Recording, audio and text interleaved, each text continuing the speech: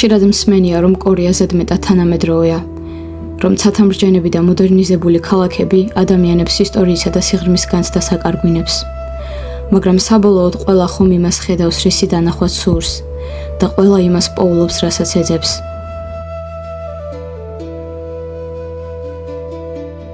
მე მჯერა, რომ დედამიწის თითოეულ კუთხეს თავისი უნიკალური ენერგია აქვს.